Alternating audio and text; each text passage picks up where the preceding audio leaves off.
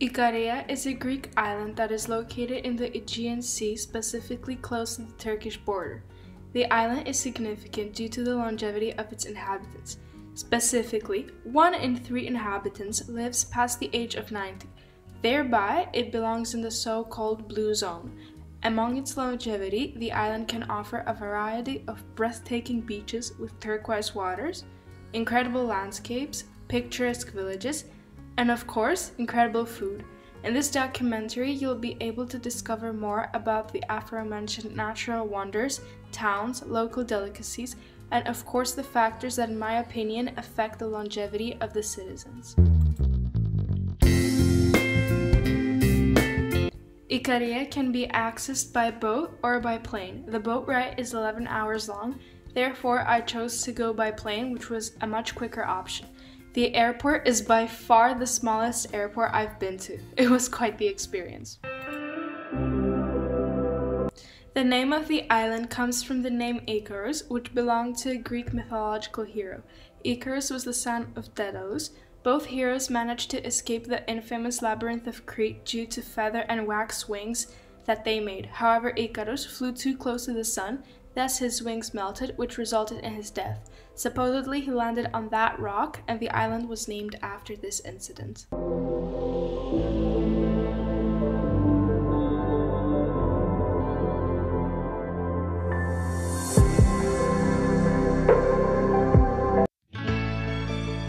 Seychelles Beach is the most infamous beach of the island. Its beauty is vastly unique. It has the most gorgeous turquoise waters and the widest sand. This combination reminded people of the exotic island Seychelles, therefore the name of the beach was inherited from it. However, there is a downside to this exotic beauty. The access to the beach isn't the easiest. I would highly recommend bringing sneakers and a backpack to carry all your beach essentials. Additionally, a fun fact about this beach is that it was made accidentally. While a tunnel was being built, some boulders fell off the rock and made the beach. I just went in for a swim in the water. It was very nice. I'm kind of scared about going up again because I think it's going to be quite challenging.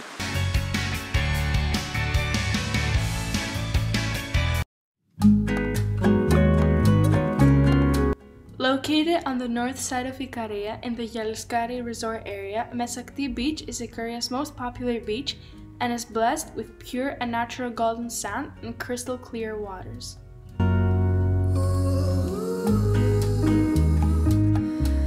We just came to take a closer look at Mesakti Beach. The waves are huge here, like I can't believe it. There's also a surf school here if some of you would like to learn how to surf or in general like surfing. I've never tried it.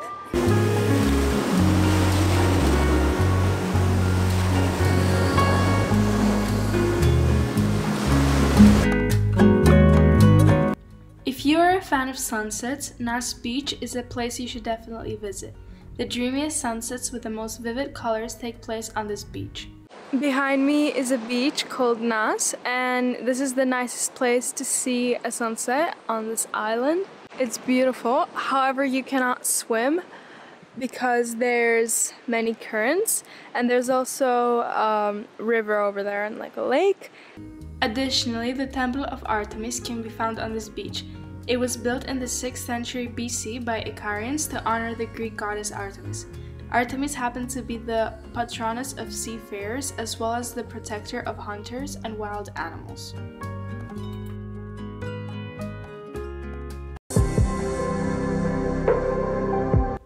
Therma is a small town located close to the capital of Ikaria. It is known for its hydrotherapeutic baths and its hot waters. There is a beach with regular water temperatures in this town. However, the water reaches the temperature of approximately 50 C closer to the rocks. This occurs due to radioactivity. Bathing in these thermal baths can result in healing illnesses. We are currently located in the small village Therma here in Ikaria, and it is very famous for its thermal springs due to radioactivity. So, as you can see, there's a normal beach there where the water is more cold, And then when you go over here,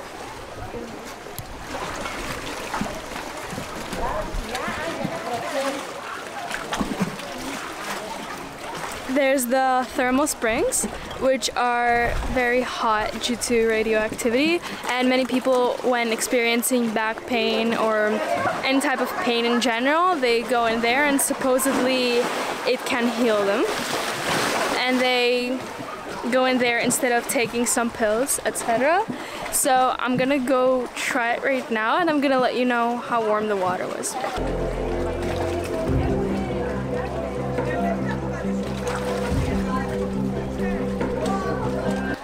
The water is colder in places that are not as close to the rocks. However, it is very warm where the rocks are. It's pretty clear.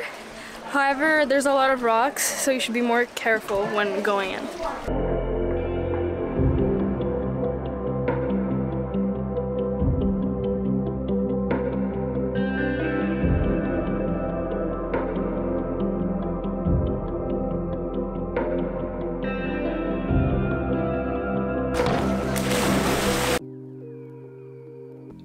The gastronomy of Ikaria relies on the unique quality products of the Ikarian land, with predominantly herbs, olive oil, cheese, goat, and the famous strong red wine. The island has to offer a lot of fresh fish, meat, and vegetables. Everything is produced locally and is absolutely delicious. During our visit, we ate many Greek salads. This is a Greek dish called papoutsakia, which literally means shoes in Greek. It is eggplant stuffed with tomato, feta, and sometimes it includes meat. This shrimp pasta was delicious and quite cheap compared to other Greek islands. We also had some octopus, which was accompanied by fava, which is made from chickpeas. We also tried some fresh fish, such as sardines. There are many cats in every taverna which are waiting to be pet and fed.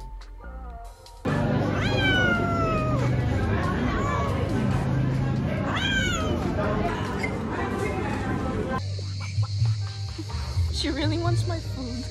No. Agios Kyrikos is the capital of the island. It contains a port, a small beach, and a few taverns. It has 3,000 inhabitants.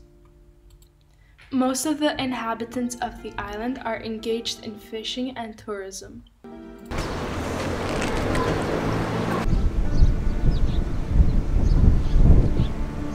The village lies on the southeastern side of Ikaria and is considered as one of the most picturesque settlements of the Aegean. Agios Kyrikos was founded 300 years ago by sailors and has been built over the Gulf of the port. It is a lovely village full of 2- and 3-storied neoclassical houses with flowered balconies and slate roofs, picturesque narrow streets, stone steps, and a fine central square lined by little shops and cafes. Therma is a small spa town with therapeutic hot minerals.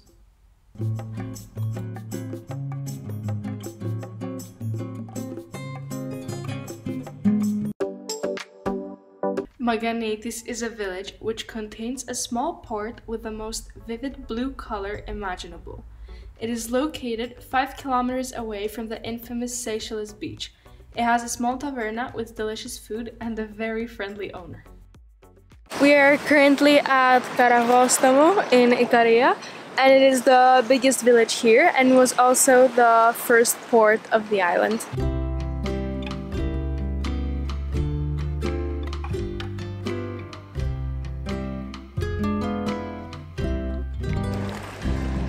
We are in the village of Evilos, which also has a port. The port of Evilos was the first port of the island. It still operates to this day. However, I recommend staying at the capital because there are more things to do. The beaches such as Mesakti are closer to Evilos, however swimming there can be dangerous at times. Today it counts on 500 inhabitants, most of whom are engaged in fishing. The small coastal village of Armenistis has a population of only 70 inhabitants. It lies 50 kilometers northwest of Agios Kyrikos, the capital of Ikaria. It has a picturesque little port, a lovely church dedicated to Agios Nikolaos. This is a church where many weddings take place in the summer. And small whitewashed houses. This lovely fishing village has become the major tourist center of Ikaria. Akamatra lies to the south of Evilos and belongs to the community of Evilos. Together with the villages of Daphne, Steli, Petropouli and Kosikia, it forms the region of Massaria. Today it has about 150 permanent inhabitants. This beautiful village is one of the gems of the island. It encompasses pretty houses, both old and new, and a picturesque square.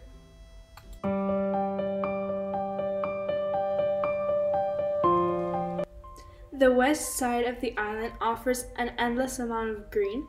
Comparingly, the east side is vastly drier. This is the only cork tree in Greece. It is the primary source of cork for wine bottle stoppers and a multitude of other uses such as cork flooring and as the cores of cricket bowls. Medusanas River is located half a kilometer away from the village Yaliskari, west of Athens. The river in the summer is completely dry. During the other seasons, there is a much greater flow. Ikaria is a very popular camping destination. This area is used just for camping. It is located close to Nas Beach.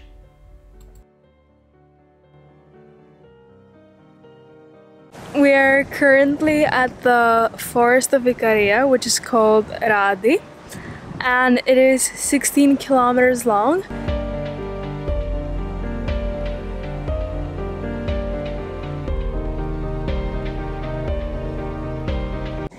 It starts at this point and it ends at Nas Beach, which is pretty far away, 16 kilometers. The east side of the island is showed in this clip, and as you can see, it is much drier than the west. Longevity is when a person surpasses the regular life expectancy of a human being. Ikaria is well known due to the longevity of its citizens. Living to 100 is commonplace on Ikaria, and 1 in 3 inhabitants lives past the age of 9.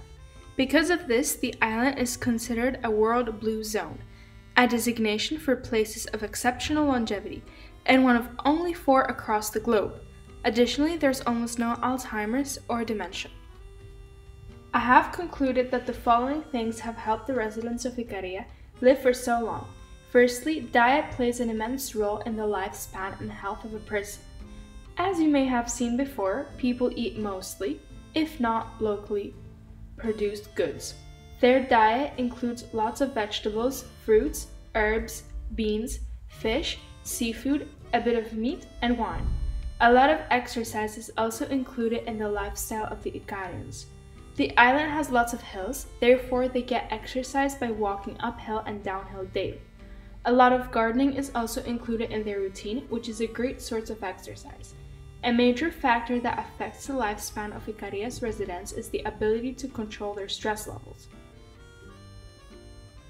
When researching about the island, several sources stated that the residents of Ikaria have absolutely no stress. When having conversations with the locals, I realized that this statement is not completely true. The younger citizens of Ikaria do have some stress, however they know how to control it better. They manage their time by working, and meanwhile still having time to include hanging out with friends and family in their routine. It is vital to include activities that bring you joy in your everyday life. Having balance is crucial for living a happier and longer life. The fact that there is no stress at all on the island is not completely false because it applies to the older citizens of Ikaria. In fact, when talking to the locals, they said that their parents and grandparents indeed didn't have any stress. For instance, a local shared that his grandfather, who was 92 years old, had high blood sugar levels. However, he still ate some sweets. His grandson said that his doctor told him he's not allowed to do so. The grandpa responded with "some sweets won't hurt." This shows that the older generation has no stress. The elders also stay active by doing some gardening and jobs that require energy. The younger generation mostly works in tourism. I decided to do some other research on longevity by looking up other blue zones. The blue zones of the world are the following: Okinawa, Japan, Sardinia, Italy, Nicoya, Costa Rica, Ikaria, Greece, and Loma Linda, California. I realized that all of them share a common factor, which is that they have radioactive thermal springs. Radioactivity can cause more harm than good, therefore limited contact with it is recommended.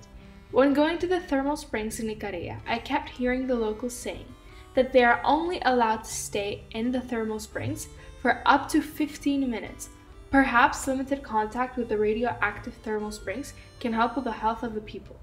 Concludingly, low stress levels, a healthy diet, and lots of exercise are vital for a long and happy life. I hope you enjoyed watching this video about Ikaria. Ikaria is a beautiful island with lots of nature, great food, beautiful beaches, and of course very nice people.